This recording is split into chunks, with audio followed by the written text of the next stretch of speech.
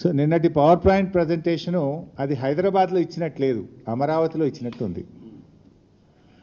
ఆ పీపీటీ చూసిన వాళ్ళకి ఏమనిపిస్తుంది అంటే ఇది తెలంగాణ ప్రభుత్వం తయారు చేసిందా లేక చంద్రబాబు నాయుడు గారు తయారు చేసి అమరావతికి వెళ్ళి నాకు పంపిండా అనేటువంటి అనుమానం మాత్రం ఎవరికైనా కలుగుతుంది. ఇలా బనకచెర్లను ఆపాలనే చిత్తశుద్ధి మీకుంటే మీరు చూపాల్సింది ఏంటిది? ఆంధ్రప్రదేశ్ ప్రభుత్వం చంద్రబాబు నాయుడు గారు కేంద్రానికి రాసిన లేఖలు, జలవనరుల శాఖకు రాసిన లేఖలు, బనకచెర్లను ఆయన ఏ రకంగా ముందుకు తీసుకుపోతున్నాడో చూపించాలి. అది చూపించిందా మీరు? దాని గురించి ఎక్కడా ప్రస్తావన లేదు. చంద్రబాబు గారు బనకచెర్ల మీద కేంద్రానికి రాసిన లేఖలు కానీ ఆయన మాట్లాడిన మాటలు కానీ నీ పవర్ పాయింట్ ప్రజెంటేషన్లో ఎక్కడ నువ్వు చూపలేదు, దానికి స్థానం దొరకలేదు. ఇప్పుడు కాళేశ్వరం ప్రాజెక్టును అడ్డుకున్నాడు చంద్రబాబు నాయుడు, పాలమూరు ఎత్తిపోతల పథకాన్ని, దిండి ఎత్తిపోతల పథకాన్ని, తుమ్మిళ్ళ లిఫ్టును, భక్తరామదాస్ లిఫ్టును, ఎన్నో తెలంగాణ ప్రాజెక్టులను నేను అడ్డుకున్నాడు. దానికి ఎందుకు నీ పీపీటీలో చూపించలేదు? ఆంధ్రప్రదేశ్ ప్రభుత్వము మన తెలంగాణ ప్రయోజనాల్ని ఎలా దెబ్బగొట్టిందో ఒక్క ముక్కనన్న చూపించినావా నేను? అంటే బనకచెర్ల గట్టే బాబేమో రేవంత్ రెడ్డికి బంగారమో లెక్క కనబడుతుండ్రు.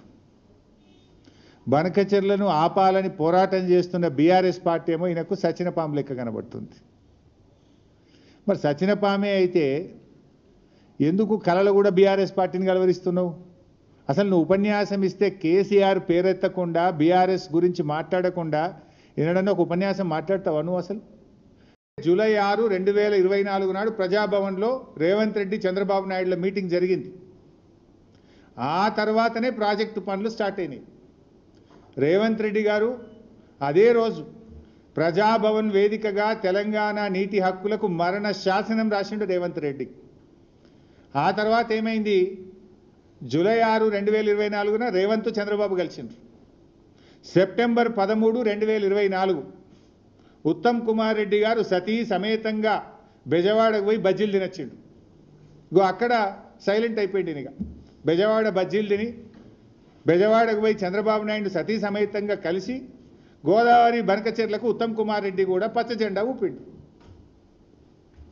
ఆనాడు రేవంత్ రెడ్డి ప్రజాభవన్ వేదికగా, బెజవాడ వేదికగా ఉత్తమ్ కుమార్ రెడ్డి ఈ ఇద్దరు కలిసి ఈ గోదావరి బనకచెర్లకు జెండా ఊపిండ్రు.